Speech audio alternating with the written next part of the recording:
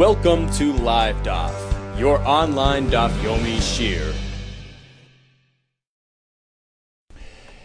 Shalom Aleichem, welcome back. Today's Daf Yomi is Kesubos Tzadid Zayin. We are on the top line, Ketzad.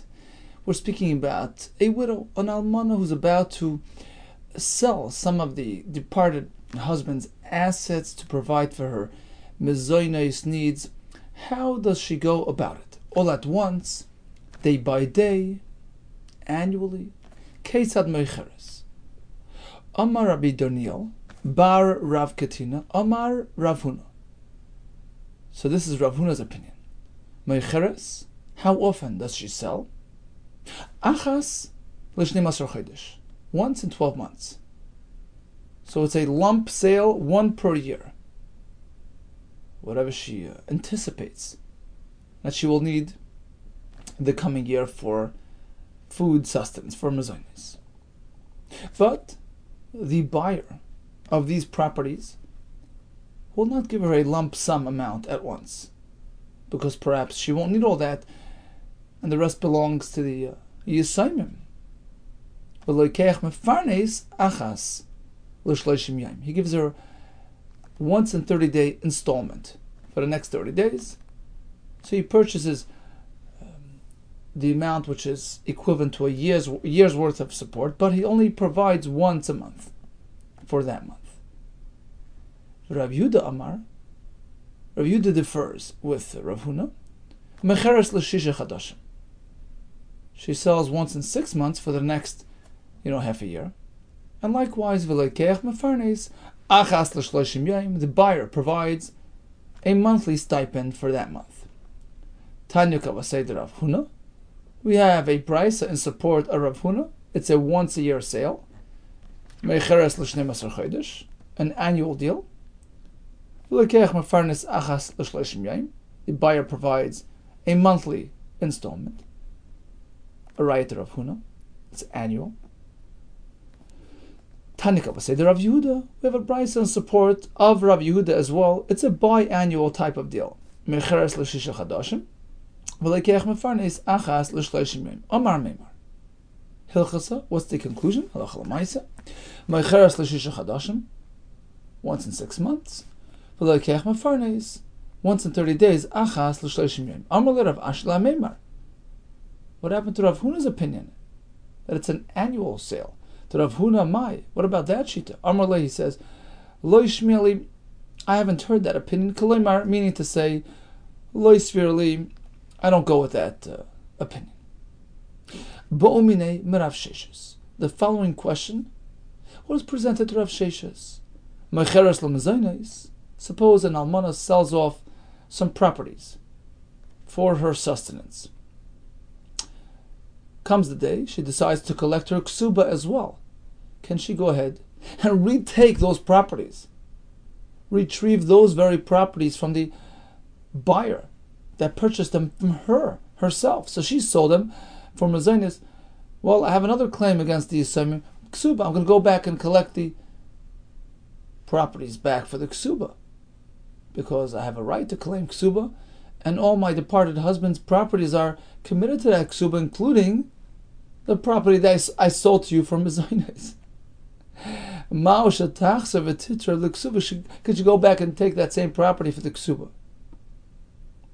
What is this question based on? The question was presented based on Rav Yosef's concept. The Amar Rav Yosef, Amar to the Zavan, an almana who sells any property of the Yisayimim for mezonos or for kesuba, and she accepts upon herself responsibility, achrayus. I'm going to guarantee the sale. Anything goes wrong, come back to me. It's not her personal concern. Achrayus ayasmi. You know who's really taking responsibility for the sale? The Yisayimim, because she's really just doing it on their behalf. Likewise, Ubeidina the Zavan. If Beis Din steps in to manage the estate here, they sell off properties, and they take upon themselves, to compensate any buyer for any losses. Who has to stand behind the sale? Beis Din? No. They're just doing it on behalf of the Yisayimim. Achrayus is ayasmi, right? Goes on to the Yisayimim. So knowing this halacha, let's go back to our question. The almana sold off a property in order to be mefarnes, to supply herself with her daily sustenance. Then she'd like to go collect her ksuba as well. Can she go retake those same properties and say, look, this property had a double lien on it. It had the mezonos lien, which it's been addressed. I've been taken care of in that respect, but it had another lien on it, ksuba. I have no available properties for the ksuba. I'm going back to you to take it back. What would you say in this case? On the one hand, given the achrayis ayasmi tarfa. After all, the Yisayimim are there to back up, the first sale. When she had originally sold this karka for mezonos, who's supposed to stand behind the sale? If anything goes wrong, who compensates? The Yisayimim. It's not her business. It's their problem. She was just trying to, help them pay off their debt to herself, right? So she sold it for them. Tarfa. So now when she's up to the ksuba, the next stage, she has a full right to retake that property and let them go complain to the Yisayimim. Or perhaps not so quick. Maltzi Amrila, the buyers can tell her, look, we understand that's not your issue. True, granted. The achrayis, the alma, like kabilas alevach. You have never taken responsibility for this sale pertaining to another person coming to complain, to collect, to retrieve, to repossess. Okay, it's not your deal. You're not taking responsibility for something else. But for your own self, achrayis de nafshach, mila kibula kibila kibila, it doesn't make sense that you're going to stand behind your personal sale. You're not going to go complain and undo your own sale. You're not going to go take it back as per another claim that you yourself have. If you sold it, of course, you relinquish that right. And this is a svara that we had a couple of days ago as well. I'm not taking responsibility for that person's issues, but my own issues, it's only right that you stand behind that. So that's the question. Can she or can she not repossess that property for the ksuba? Amr Rav Sheshes responds to them. Tanisua, we have a brisa which tells us that she cannot. An almana can go and sell.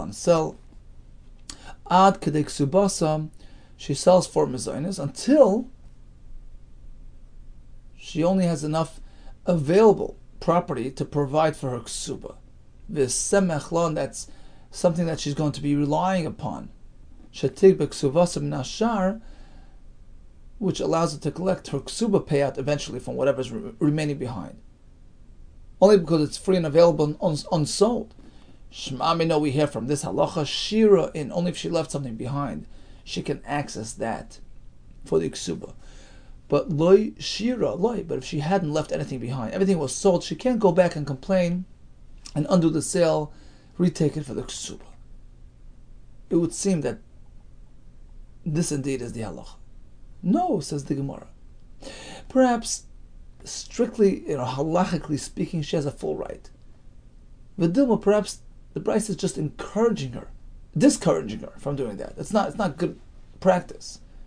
It's not good business ethics. V'dilma eitza tova kamashman. The Bryce is simply giving her some good sound advice. Just don't do it. So that they shouldn't relate to her as a backpedaler, as somebody who doesn't stand by their word. But strictly halachically, perhaps she has a right to do that. Imkain, but if that was the only concern, it's just an ethical issue. Listni goiva ksuvasa min ashar. Then the Brisa would just say, look, she'll sell and sell, leave something behind, that's for the ksuba. That's all. My semachla. Why does the Brisa add that additional phrase, that unusual phrase, v'semachla shetig b'ksuvasa min ashar, which sounds almost like there was no other option. In fact, that's what we assume the Brisa is trying to teach us. Shema mina shira in. Apparently the Brisa is coming to tell you, if she left something behind, available, free, unsold, she can access that for the ksuba. But loy shira loy. But if she left nothing behind, everything was sold off for the mezonos, she has the right to go back and complain and reclaim those properties which she herself had sold. Okay, so that's a conclusion. Here comes the next question. Something which isn't necessarily related specifically to an Isha. It relates to any type of transaction. Iboilu, there was another question presented in the yeshiva. Zavin, a fellow sells a property with the intention of taking that money that he gets and reinvesting it. He has something in mind.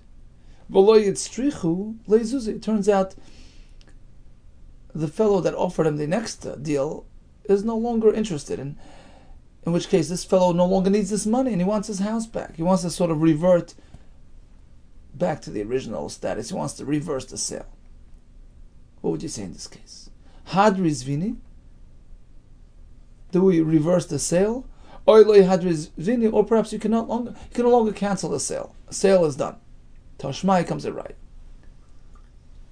Now, Gavra, there was this fellow, the Zav and Aral Rav Papa. He sold off a piece of property to Rav Papa.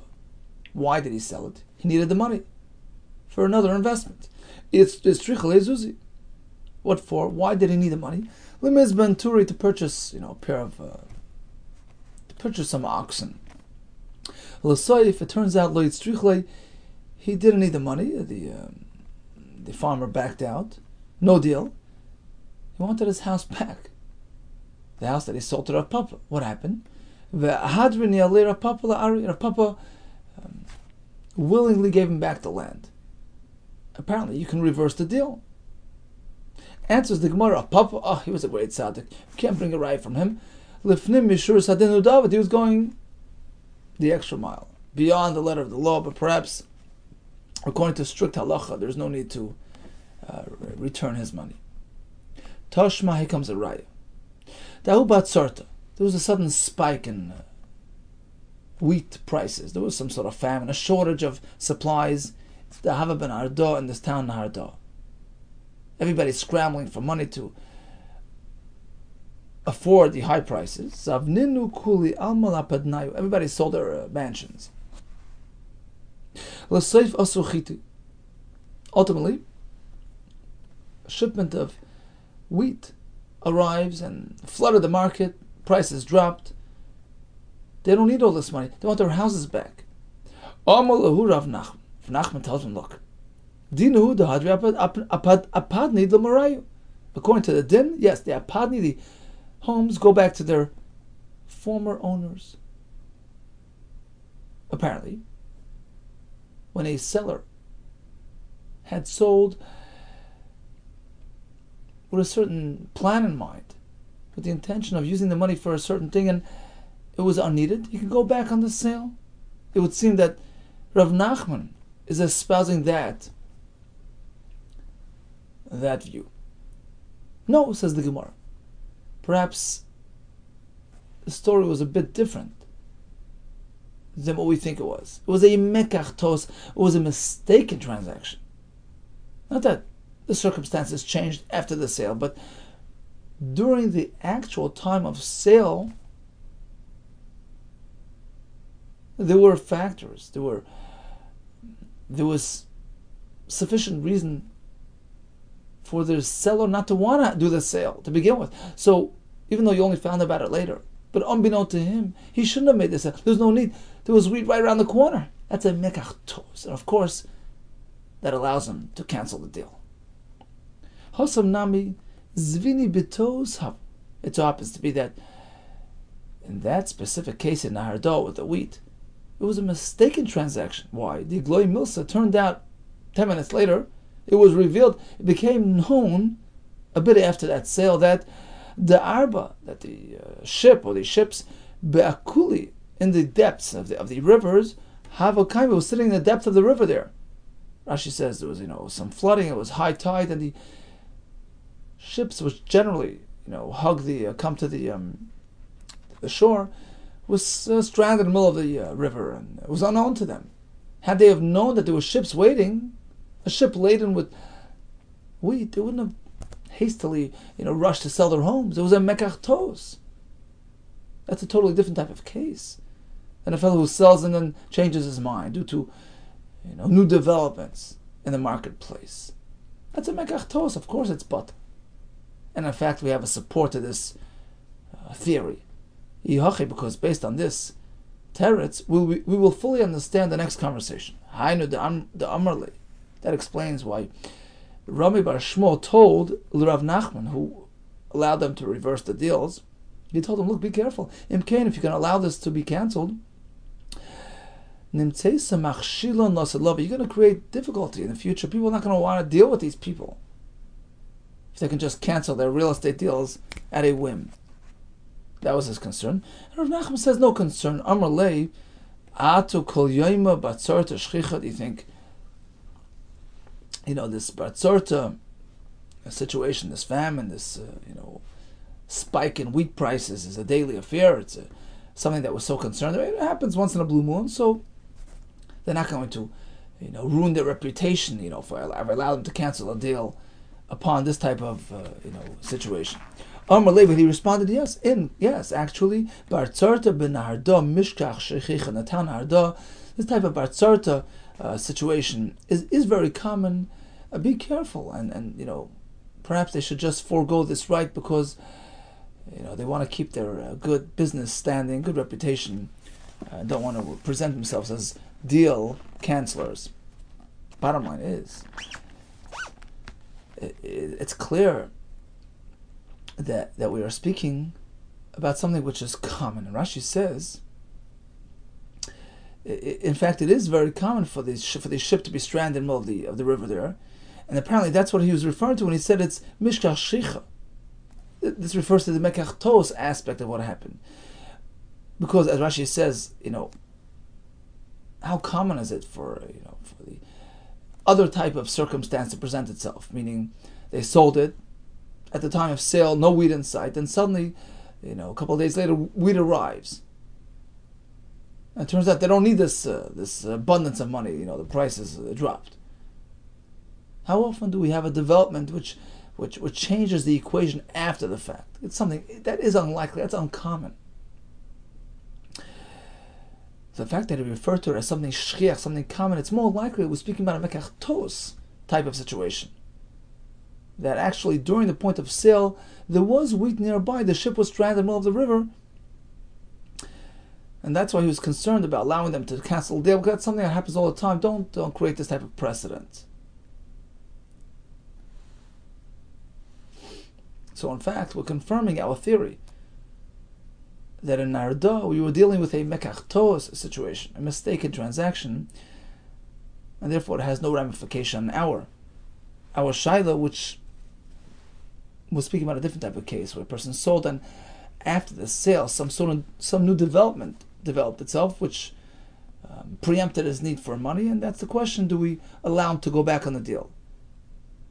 The answer is v'hilchasa zaven v'leitzricha lezuzi hadri zvini. In fact, if a person sold, decided, look, I thought I needed this money, now it turns out I don't need it, the next deal is unavailable, hadri zvini, he's allowed to go back on the sale because it's almost like a condition. We know this is what he had in mind, and if it didn't develop the way he expected it, then he can sort of go back on that deal. Continues the Mishnah. We speak about an almana selling off assets for mezainis, for ksuba. Question: does she need Bezdin's involvement, or could she just do it independently? Here comes the Mishnah. Almana, she's a widow, bein min ha'erisin, whether she was widowed from engagement, in which case, there was no mezainis there, which only begins at marriage, but she's entitled to ksuba. Bein min ha'nesuin, whether he died after he married, in which case she has ksuba and also mezainis. In both type of cases, whether it's for ksuba or mezainis, she can sell meichera shalei bebezdin. She doesn't need Bezdin's involvement. Why? The Gemara will explain for us. Rabbi Shimon makes a distinction. For mezainis, sure, go ahead, but not for ksuba. Min ha'nesuin, if it's after marriage, in which case she gets mezainis as well, she does not need Bezdin's involvement. Meichera shalei bebezdin. But min ha'erisin, she's an arusa who became an almana, in which case she's only entitled to ksuba, not mezainis. In this case, I don't allow. Leitimker el bebezdin. Why? She's not entitled to mezainis. V'chol she'en lo mezainis, an isha which will not collect mezainis, only kesuba, Lo timkar bebezdin, she must go through bezdin. What's the difference between one and the other? Says Rashi, 5 lines from the bottom, mecheresh lo bebezdin. Only when it's mezainis, then she does not need bezdin. It's not practical. It's not fair. She can't sit and hung and starve until bezdin gets involved. She gets an appointment in the bezdin. So here she can just do it independently. But if she was widowed from Erison, in that case she's just looking for the ksuba. It's not daily sustenance, not daily fare that she's looking for. Wait around patiently until your turn comes. In that case, she has to do it through the official channels, through bezdin. Tanakama disagrees. He says even from Erison, in which case there is kesuba, you don't need bezdin. Asks the Gemara why. I fully understand. She had been married. She can sell the assets without bezdin because it's meant to supply her daily mezainis. She can't sit and starve. It's unfair. Elam and Eris in my time, but if she was just engaged, she's just looking for the ksuba, why do we allow her to sell without the bezdin? Says Rashi on top. Elam and Eris in my time. Why doesn't she have to come to bezdin like anybody else? Why is she a privileged character? Like anybody who has a claim, he's a creditor, he has to go to bezdin to collect. Why is she entitled to just take the properties and sell it off on her own? My time. We have 2 reasons. Amar Ula Mishamachina. We want to preserve grace. We want that women should be encouraged to marry. They shouldn't feel like they're being taken advantage of. So we give the Isha the extra perk. Okay, when it comes time to collect ksuba, you have a green light to arrange things on your own, at your own pace. Rabbi Yehuda Amar, I'll give you another reason. The reason why we don't burden her, we don't trouble her to go through bezdin. A person is not interested that his wife should have to run to bezdin to collect her payments. That's the presumed mindset of a husband. He wants to preserve her dignity. So in effect, he is basically allowing her ahead of time. He's allowing her to collect from his assets post-death without bezdin's involvement. He trusts her. So either it's the chen or the bezayin factor. Might be now any difference between the 2 reasons? There is one difference. Ikabinaya grusha. She's a divorcee. What happens then? Well, it depends. If it's a takanas chachamim, in order to encourage women to marry, grusha nami boyechen, just because she's divorced from him and he's disinterested in her, the takana still stands. It's a general takana for all women, so she does not need bezdin. However, according to the other opinion that the husband is sort of protecting her dignity, well, unfortunately, grusha, by the grusha, he's not really concerned about that. And she does not get this privilege. Tonight, let's go to the next Mishnah later on this very Amid, which says, grusha leitimkel bebezdin. She's a divorcee, she needs bezdin to sell. Now this makes sense according to the second reason. So according to that pshat, he's protecting her honor. I understand why a grusha is not included, because it's not a factor by him. But according to the first pshat, the chen factor, which is applicable to all women equally, you've just told me that it crosses all the divides. There's no difference between almana and grusha. Grusha nami boyachen. The chen factor should apply to grusha as well. Why are we not allowing her to sell out of bezdin? Answer: yeah, this whole discussion pertains to the Tanakama, right? Who holds that whether you're looking for mezainos or for ksuba, you can just sell on your own. But that Mishnah is who? Remember, there's another sheet, Rabbi Shimon. He doesn't grant an Isha these privileges unless she's looking to collect mezainos. That's a special exception, because it's something that's a daily need. Hamani Rabbi Shimoni. So that Mishnah, which doesn't allow a grusha to collect, that's Rabbi Shimon speaking. A grusha doesn't have mezainos. and therefore she cannot sell out of Bezdin. Rabbi Shimon, well, if that's Rabbi Shimon, why the repetition? Hatana l'reisha. He already told us in the first Mishnah that we just learned that unless you're looking for a mezainis, you can't collect out of Bezdin. Hatana l'reisha, and eris leitim kel bezdin. Why the repetition in the next Mishnah? Answer: Mao detema almana min erisin. Hodel le'nafesh chen dida. Oh, perhaps in the first Mishnah, Amar Aleph was speaking about an almana min erisin, right? That's what he was talking about. So she was only engaged. Okay. In that case, there wasn't much closeness between the husband and wife. So the chen factor doesn't weigh so heavily on us. She wasn't really so close to him, so what do you expect? So requiring her to go through the official legal channels before selling properties, it's justified, it makes sense. So it's not going to cast a cloud on marriages and discourage women from marrying. Aval grusha the nafesh chen dida, but in the next Mishnah, we were speaking about an Isha who was already married, and they were very close to each other, and then they divorced. In that case, perhaps more is expected. She expects to be, handled with more honor and dignity. It's simply expected in that case. Perhaps in that situation, we have to be more concerned about the chen factor. Not to hurt the woman, not to discourage women from, marrying further. Perhaps that's what I would think. Oh, that's why we need the Mishnah to say no. Rabbi Shimon is pretty straightforward. Unless there is mezainis to speak of, we have to go to Bezdin. What do you mean? But even that situation of a married woman who was divorced, who was looking for Kesuba, who needs Bezdin, that's also been discussed in the previous Mishnah. We don't need a repetition. We know that already. Kol she'en lo mezainis. Rabbi Shimon clearly, concludes his halacha by saying every Isha that has no mezainis needs Bezdin. That's the bottom of Tzadik Zanim and Aleph, which sounds like it incorporates all situations. Even an Isha who was married and got divorced, since she's just looking for Kesuba, she needs Bezdin.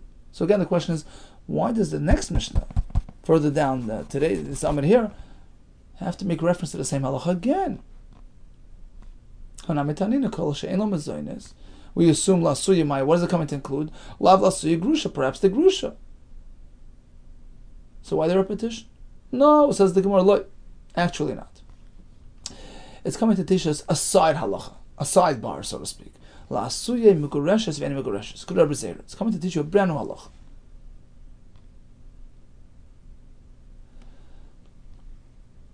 We have an Isha who was engaged, not married, engaged. Some actually take out the word engaged from Rashi. Whatever it is, she was a suffix migureshes. She was his wife, and then he did some sort of act which created a suffix gerushin. Rashi says he tossed a get in her direction. Not sure if it got close to her and activated the get, or it didn't get close enough to her.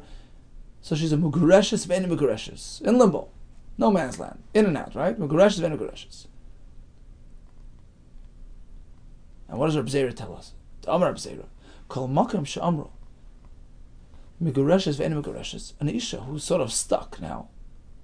She's not sure whether she's divorced. She can't go marry somebody else until we, conclude this process. Ba'alo chayav b'mzeneseh. Her husband slats to feed her because he's holding her back from getting married. So even though perhaps she's already divorced, you have to keep on feeding her until you bring the matter to, satisfactory conclusion. Oh, but that's only during his lifetime. But here, he's speaking that he passed away. She's free to marry either way, whether she was already divorced or even not. Well, now he's passed away. She's an almana. In this case, she cannot claim a zaynis from the Yisraelim. It's a suffix. Hamaitzi mechaver olavaraya. Right? So as long as he's alive, he's sort of tying her down. Unless he gives her another get, she's held back from marrying. He has an obligation to feed her, take care of her. Only during his lifetime. But if he passes away, she's free to marry. She can't turn around and say, well, maybe I was not really divorced, so I'm a full-fledged widow, I'm entitled to mazonos. You have to prove, you have to verify your claim, otherwise you can't claim mazonos. So that's the din of the Mishnah. It's sort of a side halacha. That kol she'ein lo mazonos, meaning even in this case where she was a safek grusha, you should know that once he passes away, there's no mazonos to speak of. Tashma, here comes another kasha on our two explanations before. What did the Brisa say? Just as the Isha herself can sell properties without Bezdin's involvement, likewise, if she passes away, she left behind heirs, Yerushim,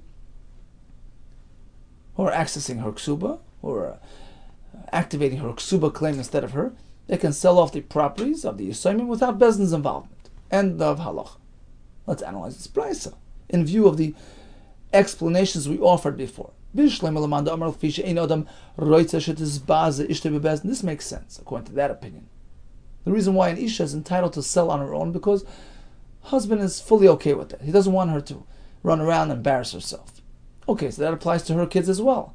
This is bazi, just like he's unwilling to have his wife run through that, gauntlet. He's not interested in the kids as well. Same concern that he has for her, he has for her kids.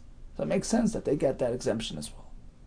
But according to the other opinion, we're concerned about women being discouraged from marrying men. You want to show them that they're being treated with respect, right? That applies to the Isha, who's a female. But Yerisheha, her Yerishim, who we assume are boys, they don't need this chen. My chen ika, the chen factor doesn't apply to them. So why do they sell without bezdin? Tirgama Ula, so Ula explained, we're speaking about a case, Kigan Shasa Bita, she has no boys, she has a daughter, she has a sister who's taking over for her. So as a female, we have to be concerned with the chen factor. We allow her to sell off the properties without the bezdin. Continues the Mishnah. Machrok subas. Okay, let's just stop for a second. So let's just recap. We spoke about an Isha who can sell out of bezdin. Which Isha can sell out of bezdin? So now if she's selling for mezainis purposes, all agree she does not need bezdin. It's a daily affair. She doesn't have to wait around for the bezdin. But if she's only selling for kesuba, Reb Shimon says nothing doing. Tanakam says that's okay. Why? Two reasons. Either a chen, and that applies to an almana or a grusha, or the fact is the husband doesn't want his wife to be mizbaza, but that only applies to an almana, not a grusha. Continues the Mishnah. Machrok subasa. Suppose the almana sold off her ksuba. Right? You can sell the rights to collect your ksuba. She did that. Or even a portion of that ksuba. Another version of this would be mishkan ksubasa. She used the ksuba as a collateral for a loan that she took out. Or miktsasa, or part of the ksuba. Nasna ksubasa lachor, she gifted it to somebody. Or miktsasa, or part of it.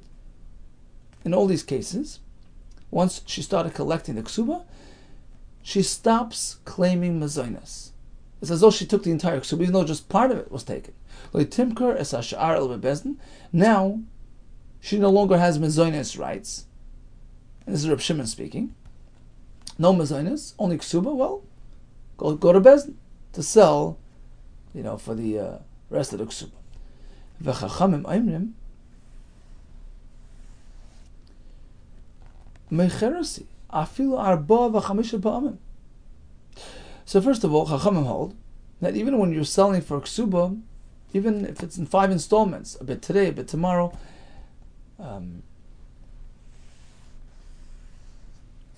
you don't need bezdin. You don't need bezdin. Why? Because according to them, even when you sell for the ksuba purposes, you don't need bezdin. That's number one. Number two, this is a chiddush. Even though you already got part of the ksuba payout, you're still entitled to mezainis. Umecheres to mezainis. So you can go sell more assets from mezainis. So they're arguing on 2 points. Firstly, you don't need bezdin's authority, bezdin's approval to sell things for ksuba. Number two, having gotten part of your ksuba does not cancel your mezainis rights. Shlei bezdin, you don't need bezdin for all these things. Kesubos l'mazonos macharti. This is a side point. When you sell off properties for mazonos, you should write, this is for mazonos, this is for ksuba, as we explained the other day. It's an eitzah tova, so that it wouldn't appear like she's gluttonous and selling all that for food. Finally, this is the halacha we had before, ugrusha, if she's a divorcee, leitimka el bebezdin. In that case, she needs bezdin's involvement. We had two ways to explain this. Either this is Reb Shimon, who says that a grusha, since she's not getting mazonos, rather only ksuba, she needs bezdin, or they had the other pshat, the point why an isha can sell without bezdin is because the husband is concerned about her dignity. It doesn't apply to a grusha. So one of those two pshatim work. Continues the Gemara. Masnisan mani. Let's go back to the first halach in the Mishnah. That once she cashes in part of her ksuba, going forward, she has no mazonos. Who's speaking? Whose opinion is reflected in this Mishnah? Even a partial payout terminates the mazonos rights. Rabbi Shimon, it's Rabbi Shimon, the Sanya. Machar ksuvasa, mishkan ksuvasa. She sold or used the ksuba as a collateral. Also saw ksubasa apoiti kilachar is also a form of collateral. Ela mazonos, she loses mazonos, but only because she did the entire ksuba. Rabbi Shimon Omer, afa bishalei machra, v'le mishlan ksuvasa, ela machsis, even though she only did part of the ksuba. Yibda mazonos, she loses mazonos. She only has mazonos when the entire ksuba claim is intact. But if it's partially paid off, it's over. Says the Gemara, do you mean to say that Rabbi Shimon Savar, Rabbi Shimon will hold the le'amrinan miktsas kesef kilkol kesef? We don't say, well, if you have a partial claim on part of the ksuba, it is considered like the ksuba is intact. You don't work like that. It's either all or nothing. For Rabbanan Savar, Rabbanan disagree. They hold amrinan miktsas kesef kilkol kesef. Even part of the ksuba intact is sufficient. It's still there. It's still in its place until it's fully paid out. Is that so? If we look elsewhere, we will appear to find these same factors, whether partial is considered like total, reversed in terms of the opinions. Rabbi Shimon is going to hold that even a bit is considered, and Rabbanan will disagree. You need everything. This is Sanya. This is a pasuk instructing a kohen gadol to marry only a bisula.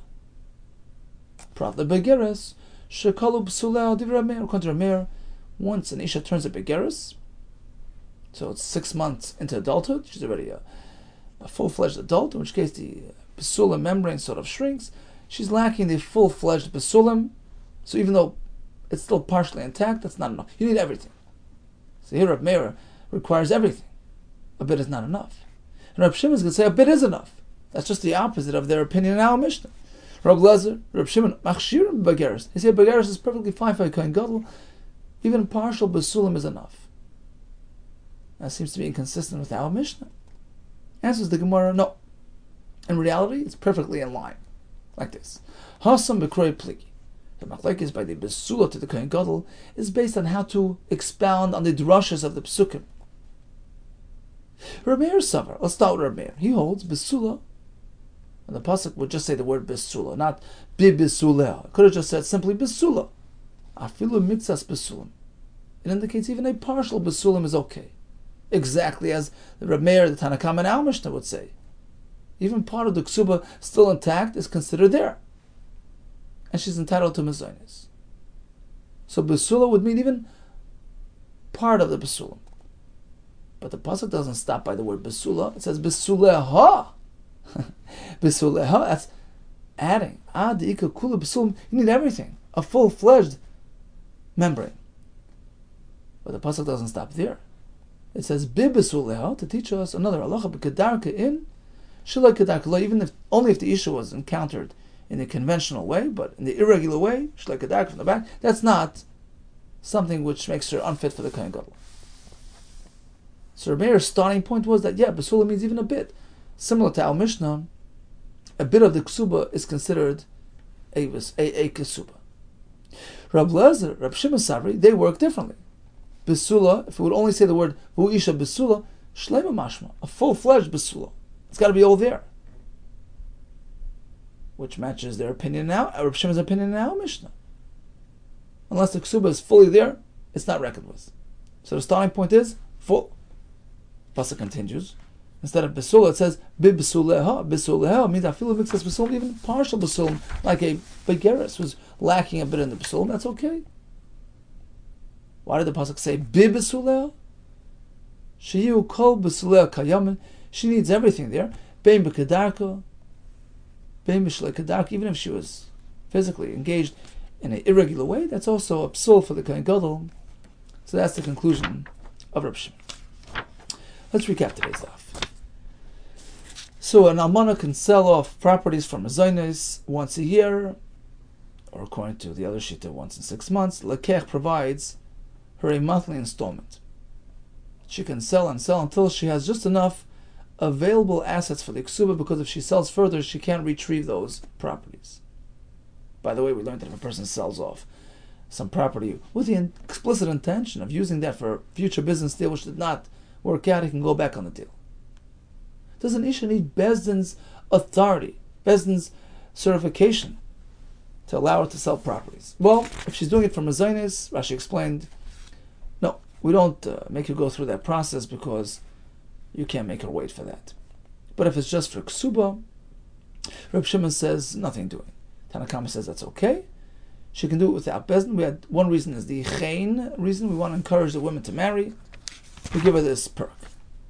Other pshat was a man wants to protect his wife's dignity, his almana's dignity, but it only applies to an almana, not a grusha. And we concluded with the next Mishnah, which again made reference to the machlokes. Reb Shimon holds that once you lost your mezainis, you need Bezdin's involvement to sell properties for ksuba. And took us into another machlokes. What about if she took out only part of the ksuba? According to Tanakama, her mezainis is maintained even at that point. Whereas Reb Shimon says, once you deduct it from the actual ksuba, you run your way out. There's no longer mezainis. All the best to you, and much, much hatzlacha.